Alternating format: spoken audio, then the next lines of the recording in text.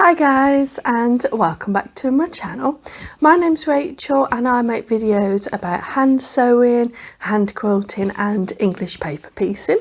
And in today's video I'll be showing you what I've recently been making, mainly through the month of October and November. So if that's something that you're interested in, do stay tuned. I tend to upload a variety of videos, sometimes videos showing you what I've been making, like today. I think today might be episode 9 or 10 of my podcast showing these. And I also upload things like tutorials, and obviously if there's anything that you want to see how I make something, just let me know. If you would like to support the channel, please consider giving this video a like and subscribing. That really does help the whole YouTube algorithm and push my video out to more people who might also enjoy it. So I just want to say thank you in advance for doing that. Also, I have recently been uploading YouTube short videos. So on my channel you can go over and see short videos. They're usually up to around a minute, and what I am doing is when I'm posting on Instagram or TikTok, I'm also posting on here to YouTube. So if that's something you're interested in as well, you'll be able to find me regularly on the shorts feed. And with this video today, I will be leaving timestamps in the description bar. So if there's a certain subject that you're more interested in than the other, you can just skip along to that part of the video and watch whatever you're interested in. So you will notice my shelf behind me. It's usually a bookshelf, knickknacks and ornaments usually, but I've got my Christmas village on there. So I'll give you an up close view of the village at the end of the video for anyone who's interested. It was really fun to put together, and I actually bought some pieces in the January sale January of this year.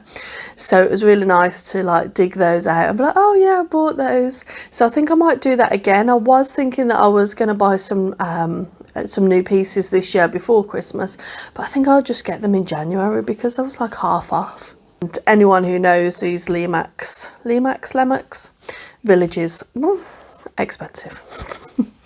So with all that housekeeping out of the way, let me show you the first thing that I've been working on since the last time I did a podcast. Now this is my 1/2 inch. Oh, I've just noticed there's a seam there that's come undone. Oh no. Oh, I'm making it worse. Don't know what's happened there. I can see that I have stitched it at some point in time, but it's actually come unstitched, so I'll have to remedy that. Maybe I accidentally cut the knot or something. So this is just a scrap quilt. It's a little bit of a funny shape at the moment.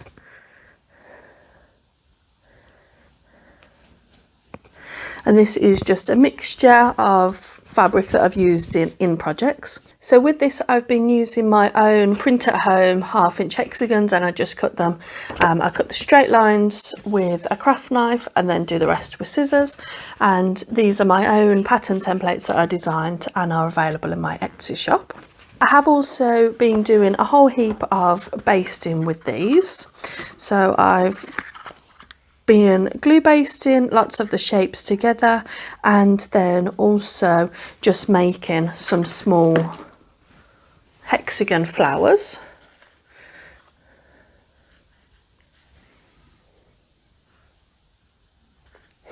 I like that one with the cherub on.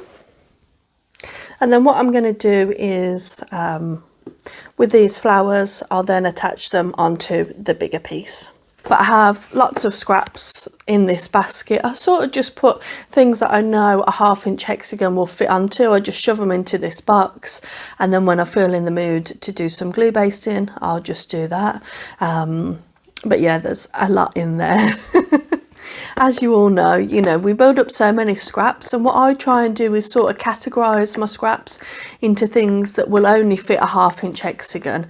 That's probably the smallest that I'll keep.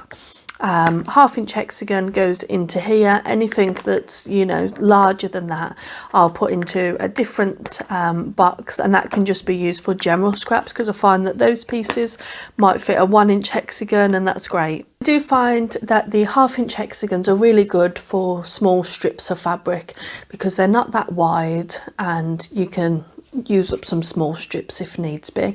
I often buy them. If you followed me for a while, you'll know that I really like buying strips of fabric. Don't know why. So we'll stick with the theme of English paper piecing, and I made this Christmas wall hanging. So this is again a pattern that I designed and is available in my Etsy shop. So it's made up of 3 Christmas trees. I hope you can see that. Made up of 3 Christmas trees, and I actually bought this fabric from Aldi, the pinks and reds. And then I've backed it onto like this icy blue fabric and added some hand quilting and a row of patchwork around the edge. When I was putting it together, I added these corners so that then I could add a dowel rod, and then I've just hung it on the wall with some command strips. Here an applique bow, which I think turned out really nice. I was worried that when I was designing that it would look a bit flat and that you might not be able to tell that it was a bow, but I think it actually turned out really nice. And the hand quilting, I was really happy with that, like the crosshatch effect on there.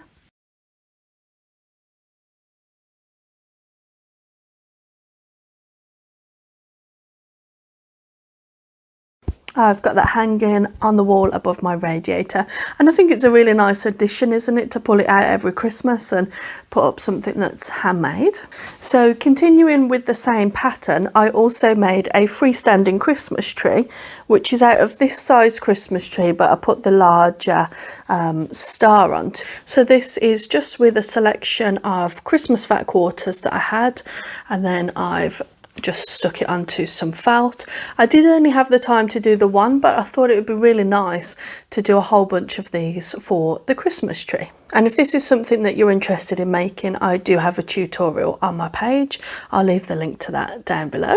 So sticking with the theme of Christmas decorations, I actually made some folded Christmas tree ornaments.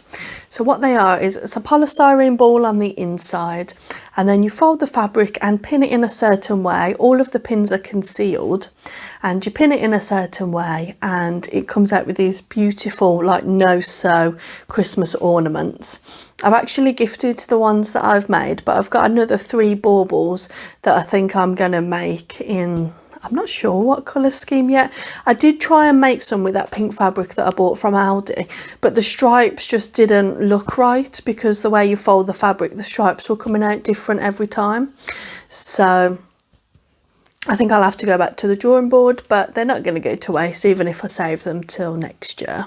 And these are just such a great way to use up the scraps, and I had a great time doing them. I actually went round to my mum's, and my sister came as well, and we had like a little get together doing these baubles, and they really enjoyed them as well. I'm not sure if my sister has finished hers yet though. I'll have to ask her on that, but my mum, she did quite a large one, and she's got it hanging in her bay window, and it looks really nice.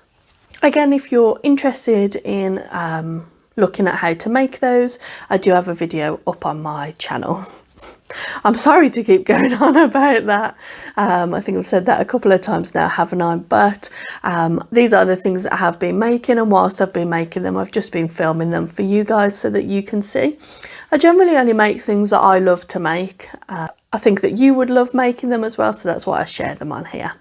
Now we'll move on from the English paper piecing to hand piecing.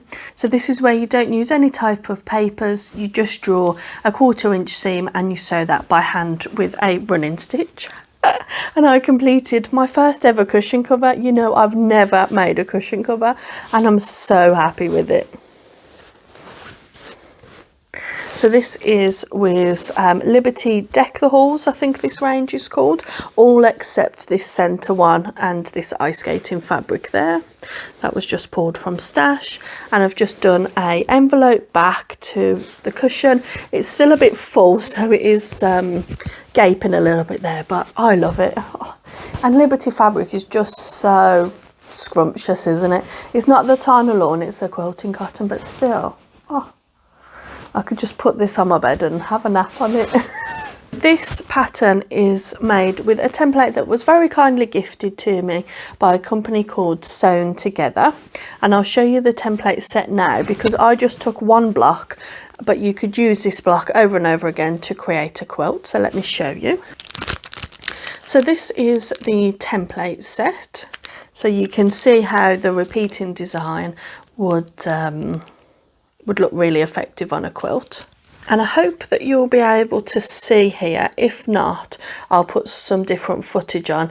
But these are the templates. You use this to draw your cutting line, and then I don't know if you can see, but there's grooves here, and you use those grooves to draw your sewing line.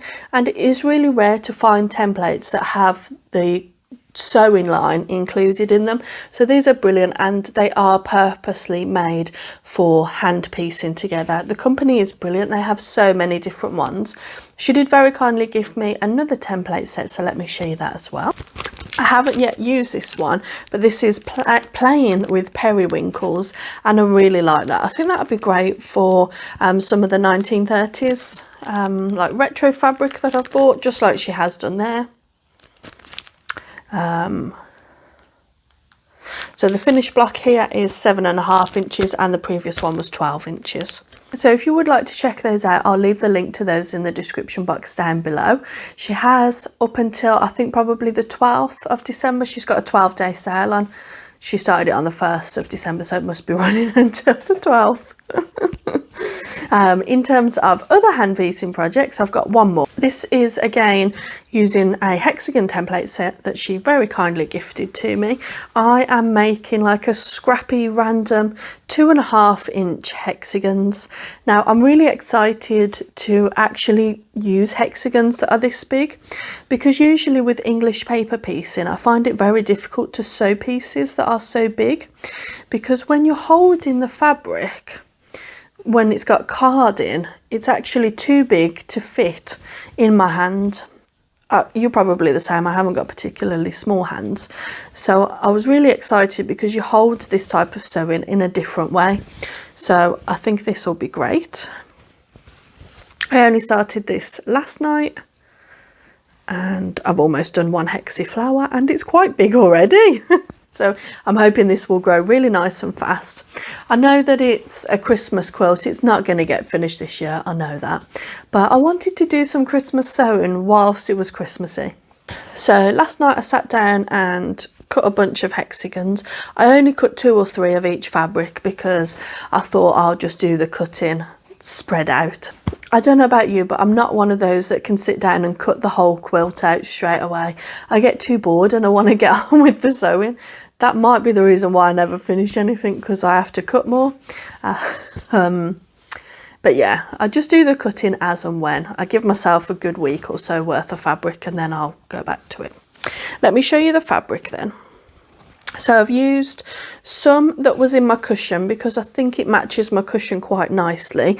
These blues. There's that ice skating fabric that was from my stash. That's one of the Liberty ones. And then these, I think they are from, let me put that there. I think they're from the Craft Cotton Company. But I bought them from a shop called Barry's Fabric, and you might have saw the video earlier in the year when I went to Barry's Fabric, which is kind of like a warehouse shop in Birmingham, and yeah, it's amazing. And I bought these there. Lovely red one. I think this might be a copy of the Liberty Deck the Halls, because it's very similar. Very similar, aren't they? The baubles and the bows above the baubles. Obviously these baubles are more detailed, but this is very similar, and yeah, I think they go together nicely. This one, really cute images on these. That's what I really was drawn to. Santa and elves.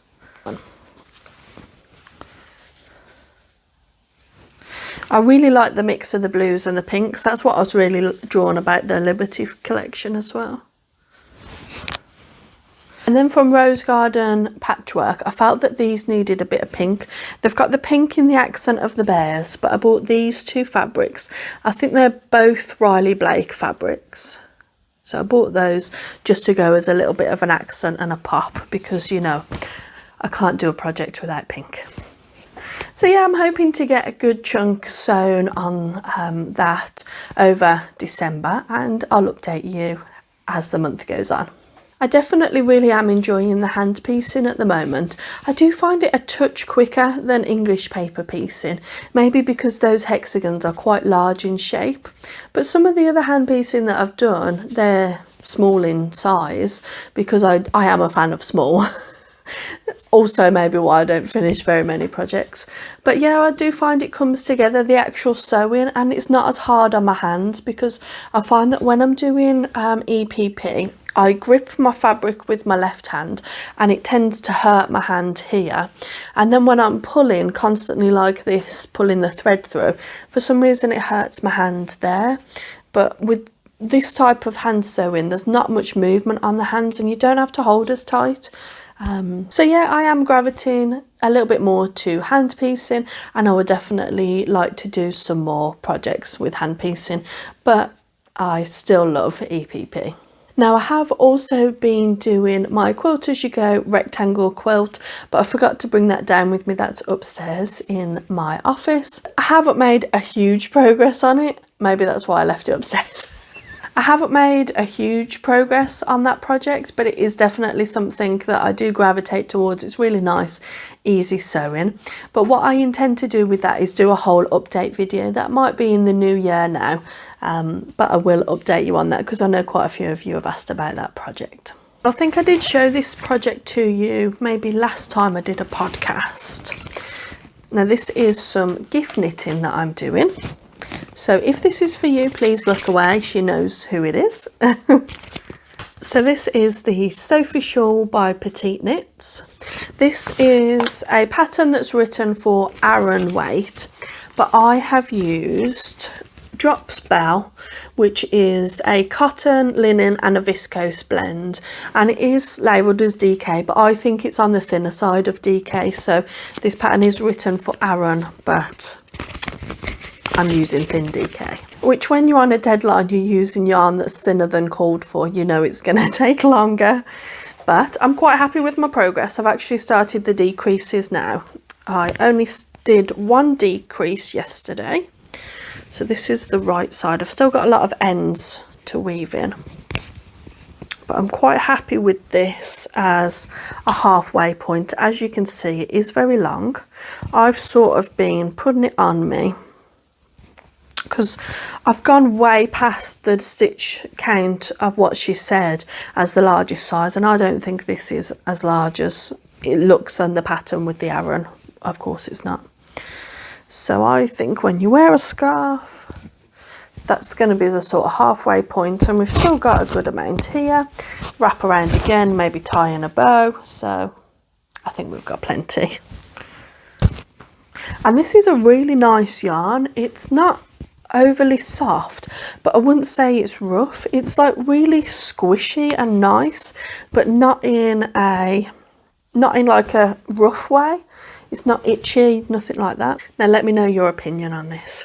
It does have a lot of stretch, so when I'm blocking this, because I am going to block it because I changed needles halfway through, still the same size, but the stitching come out a bit better once I changed the needles, so the start isn't that neat. So I do want to block it to try and even out some of the stitching.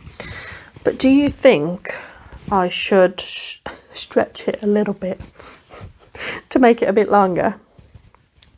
What do you think? It has got a good stretch. So when I'm blocking it, do you think I should stretch it a little bit? Will it stay stretched? Let me know. That is great TV knitting, but I do need to pull my finger out with that because now, is it the 8th today? So I reckon I've got approximately 12 days to finish it. Because then I need to wash and block it, don't I? Oh dear indeed. So in terms of incoming goodies, I had the templates that I've already shown you, and I've also received a super exciting package from a company called the Sewers Club. Now they're a fabric company. They do have a bricks and mortar store, but they also sell online, and the one thing that they specialise in is monthly subscription boxes. So whether that be a stash buster box, which is what I was very kindly gifted, or a monthly project box where they'll send you everything you need to complete a mystery project for for that month. And I have some really good discount codes for this, so let me show you what I've received. So this is the stash bundle. This is the stash builder box. So it comes in this really nice, well presented box. And you do get a card telling you all the fabrics that are in there. So if you keep them in order, if you want to purchase any more, you can do. And it's a really nice card. When you purchase one of these, you go onto their website, you tell them what fabrics you like, what colours, what type of patterns, whether you want metallics, seasonal stuff, batiks. You can tell them what not to send you, and then they put together a perfectly curated bundle for you of mine's 15, but I think you can get 7.5 yards or fewer fat quarters if you wanted to. But I think these are really reasonable, and the fabrics are such good quality. So yeah, so if you would like to check them out, I'll leave the links to the website down below. Like I said, I've got a discount code for 30% off a stash builder box. I'll leave that code in the description box and also put it on the screen. And then with the monthly project box, I've got a coupon code for $12 off that box, which also equates to 30%, but it's a different code. So I'll also put that on the screen and leave it in the description for you if you are interested in that. But of course, in the interest of transparency with this, as with anything that I do, I always want to tell you when a product has been sent to me free of charge, and I will always give you my honest opinion on that product.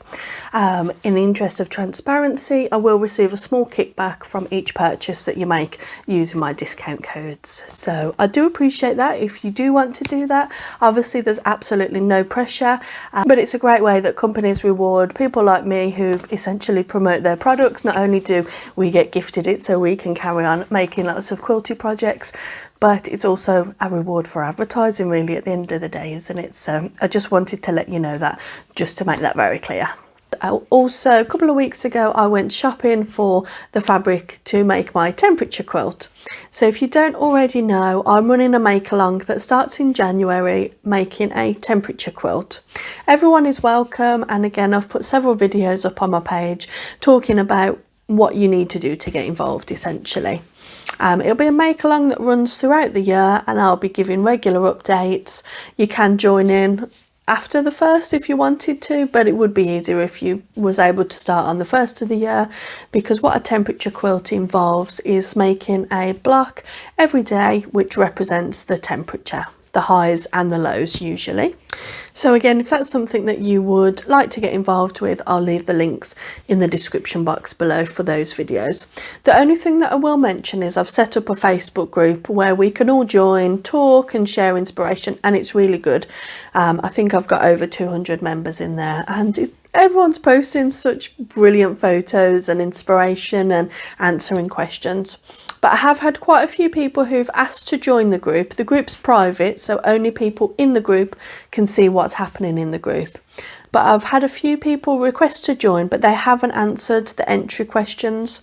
Now I've put 2 really simple questions on that you have to answer when submitting your application to join. Or it's not really an application, but you just have to request to join the group. And the reason why I put these questions on there is just to make sure that everyone joining the group is with the intention of wanting to do the make-along, thinking about doing the make-along, or interested in it. I don't want anyone to join who's a scammer or anything like that. I want it to be a really safe space for us to enjoy and talk about the quilts. So that's why I put these questions on there. And if you're a quilter or you've watched this video, you'll know the answer to the questions. They're not hard, but some people haven't answered them and I've had to decline you, even though I believe you're probably a quilter. So just bear that in mind, and I am sorry if I haven't accepted you, but that is the reason why. You can request to join again and answer the questions. It's no trouble. So that comes to the end of the video and everything that I've been making recently. So I really hope that you've enjoyed this video. I really enjoyed just showing you and chatting with you. That's the main reason why I started this channel. If you would like to see more of my videos, like I said, you can find me on other social media. And I will see you next week with another video. Bye.